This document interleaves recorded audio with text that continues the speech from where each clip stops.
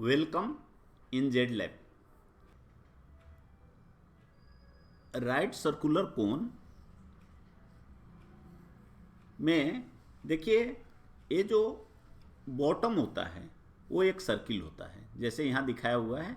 इसका बॉटम एक सर्किल है और इसको हम कहीं भी कट करेंगे। अगर ये देखिए, यहाँ भी अगर मान लीजिए हमने कट किया तो यह एक सर्किल ही बनेगा इसका, लेकिन डायमीटर कुछ है, इसका डायमीटर इससे नेचुरली कम होगा। तो यह इस तरह से थ्री डायमेंशनल एक ऑब्जेक्ट होता है, या फिगर होता है। थ्री डायमेंशनल कहने का मतलब है इसमें लंबाई, चौड़ाई और ऊंचाई तीनों होगा, लेंथ, विड्थ और हाइट तीनों होगा। और इसका बॉटम हमेशा सर्कुलर होगा। और इस तरह से इसको बनाया जाता है कि अगर इसका कोई भी लेवल में एक प्लेन से ऐसे कट करिएगा तो आपको जो क्रॉस सेक्शन होगा वो सर्कुलर ही आएगा। जैसे आप आइसक्रीम वगैरह का शेप देखते हैं, और जैसे अगर इसको आप कट कर देंगे, मान लीजिए ऐसे है, यह आपका एक कोन है। अगर यहाँ पे आप मान लीजिए कट कर देंगे तो क्या बनेगा, एक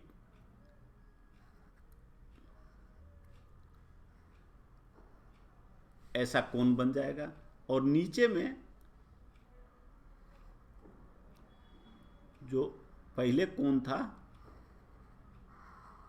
वो रह जाएगा और यहाँ पे एक सर्कुलर बन जाएगा। तो यहाँ पर यह जो है, यहाँ पर देखिए एक पॉइंट मिलता है, इसका टॉप कोन का हमेशा एक पॉइंट है। और यहाँ पे जब हमने इसको कट किया तो ऊपर तो फिर यहाँ पर पॉइंट बन गया, यहाँ पे एक सर्किल रह गया, लेकिन इस केस में यहाँ पर भी एक सर्किल हो गया और यहाँ पर भी एक सर्किल हो गया।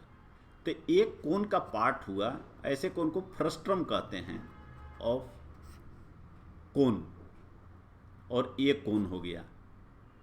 लेकिन यह अब कोन नहीं है, क्योंकि इसका टॉप एक पॉइंट नहीं होकर जैसे यहाँ पर था या यहाँ पर देखिए बना हुआ है, एक सर्कल हो गया। तो ये दोनों में फर्क है। इसके बारे में, फ्रस्टम के बारे में हम सेपरेटली दूसरे वीडियो में देखेंगे। आइए यहाँ इसके प्रॉपर्टीज हम लोग देखते हैं। तो यह जो होता है राइट सर्कुलर कोन कहने का इसका मतलब होता है कि यहाँ पर यह जो रेडियस है नीचे बॉटम का सर्किल का, और इसका जो ये हाइट है, जो आप इसका बॉटम का जो सर्किल है उसका सेंटर और टॉप का जो पॉइंट वो है, ये दोनों को अगर आप मिलाएंगे, इसको मान लीजिए हमने एम कह दिया, तो यह 90 डिग्री होगा। इसलिए इसको राइट सर्कुलर बोलते हैं। अगर मान लीजिए यह 90 डिग्री ना हो, ऐसा भी हो सकता है कि यह तो मान लीजिए ऐसा हो जाता है कि यह है सर्कल है, लेकिन इसको इस तरह से बना दिया, इस तरह से। अब यह देखिए, अगर डिफिनीशन देखिए तो नीचे सर्किल है, सर्कुलर है, और यहाँ पे एक ही पॉइंट है टॉप में, तो यह भी कोन हो गया। लेकिन यह एंगल 90 डिग्री नहीं है, तो यह राइट सर्कुलर कोन नहीं होगा, ये राइट सर्कुलर कोन नहीं होगा। तो ये फर्क है। तो उस स्लैंट कोन होगा। तो यह राइट सर्कुलर कोन हम लोग यहाँ पढ़ेंगे और इसकी प्रॉपर्टीज को देखेंगे। आपके एग्जाम में यही आएगा।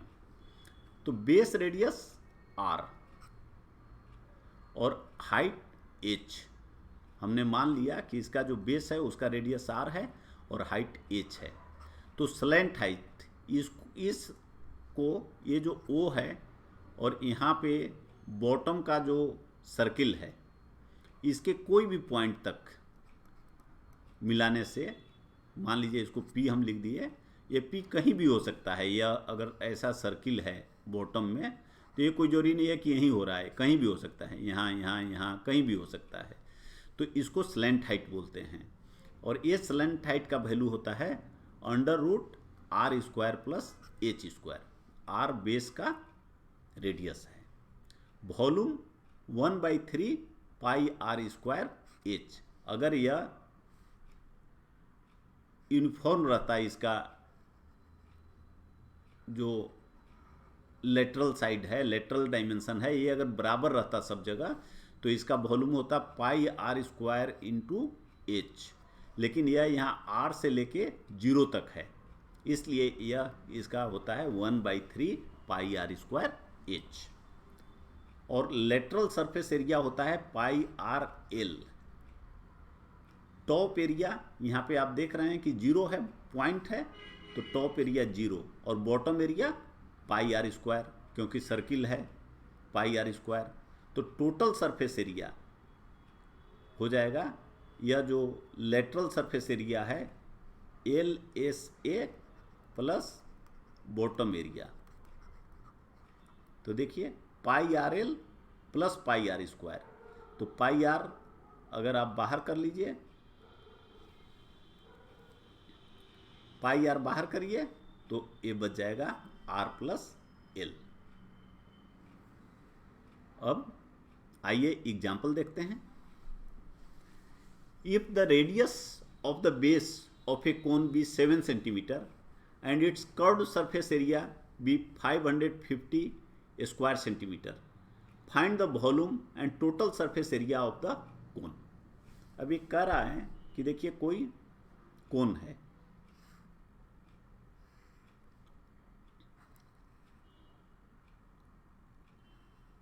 इस तरह से कोई कोन है।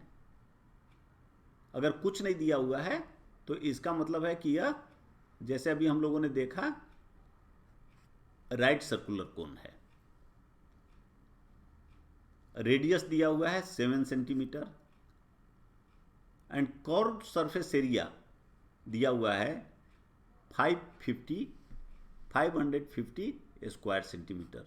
तो कर्व्ड सरफेस एरिया, या इसी को बोलते हैं लेटरल सरफेस एरिया या कर्व्ड सरफेस एरिया, आप जानते हैं कि ये होता है πrl।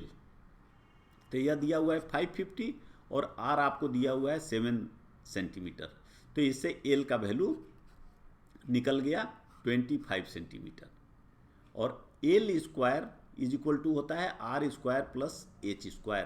हम लोग वहाँ देखे हैं l इज इक्वल टू होता है r² प्लस h²।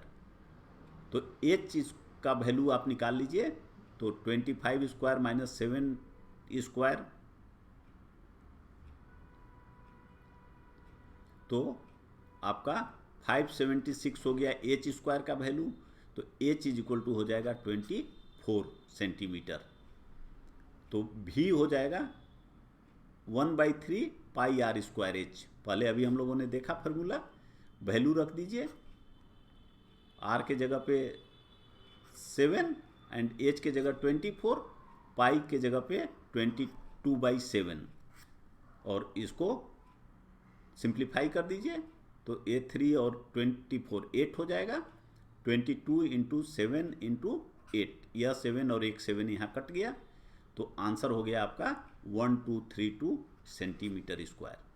और बॉटम एरिया कितना हो गया, πr², 7 7 कैंसिल हो जाएगा, तो 154 सेंटीमीटर स्क्वायर। तो टोटल सरफेस एरिया आपसे पूछ रहा है, तो कितना हो जाएगा, लेटरल सरफेस एरिया या कर्व्ड सरफेस एरिया प्लस ए दिया हुआ है और ए आपने निकाल लिया, ये दोनों को ऐड कर दीजिए, तो ए हो गया 704 सेंटीमीटर स्क्वायर। तो इस तरह से बेसिक कॉन्सेप्ट्स का यूज करके कोन का प्रॉब्लम हम लोग बना लेंगे। Thanks, good luck.